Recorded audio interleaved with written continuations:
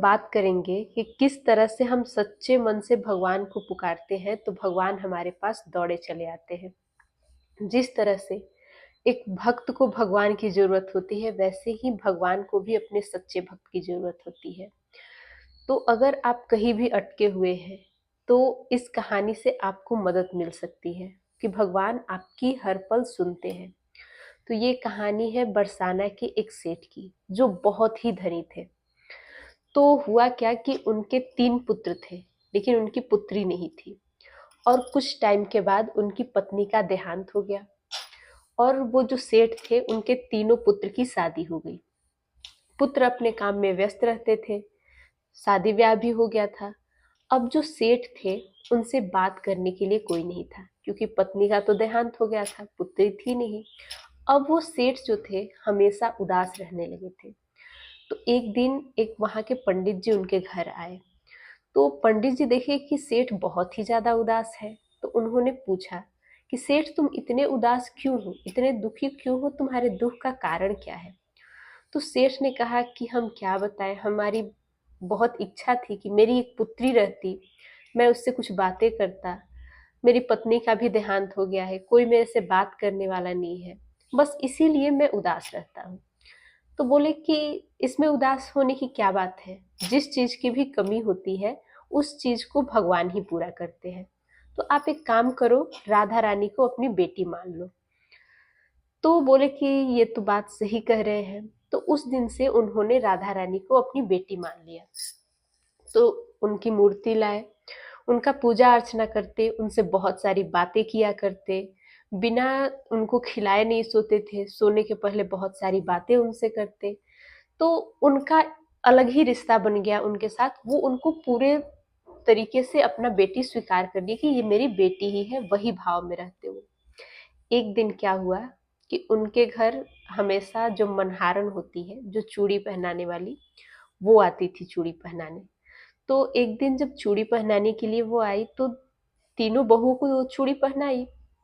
Last जब वो लोग अंदर चली गई तो एक और लड़की उस चूड़ी वाली के पास गई और बोली कि मेरे को भी चूड़ी पहना दीजिए। तो चूड़ी वाली को लगा कि शायद ये इनके घर कोई मेहमान आया है, उनकी लड़की है, तो चूड़ी पहना दिया उन्होंने।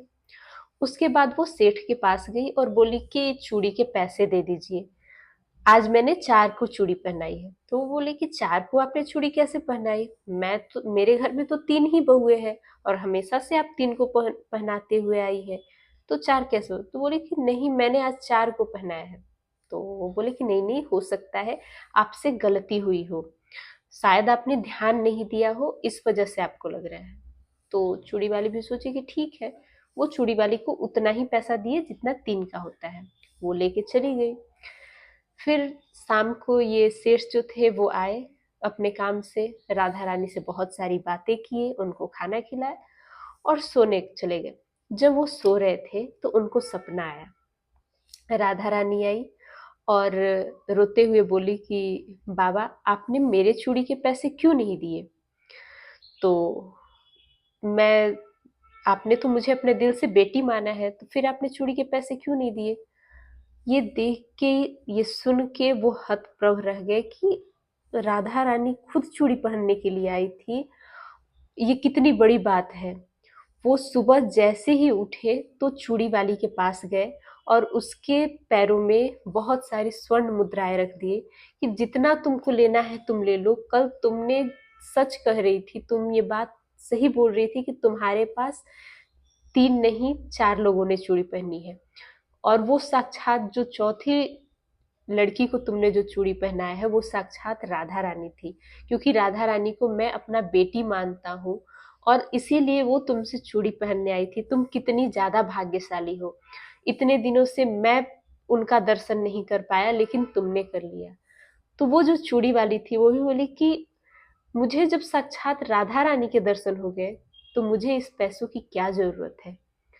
और उनके पैर पकड़ लिए कि आपकी वजह से मुझे राधा रानी के दर्शन हुए।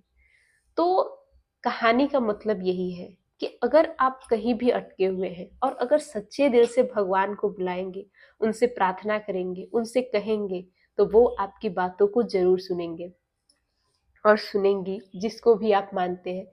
क्योंकि मैं अचानक ये कल कहानी, मेरा मन ऐसे ही हो रहा था कुछ कहानी पढ़ूँ, मुझे कहानी पढ़ने का बड़ा शौक है, हमेशा मैं कहानी नई-नई ढूँढती रहती हूँ। मैं पढ़ रही थी तो ये कहानी मुझे मेरे दिल को छू गई और मुझे लगा कि मुझे आप लोगों के साथ शेयर करना चाहिए। तो बस राधे-राधे। आप लोग सदा खुश रहिए। अगर ऐसी कहानी आपके पास, अगर आपके साथ भी कोई चमत्कार हुआ है तो आप लोग साझा कर सकते हैं। और हर चीज़ के लिए भगवान से कहिए, भगवान आपकी हर प्रार्थना को स्वीकार करेंगे। Thank you. राधे राधे।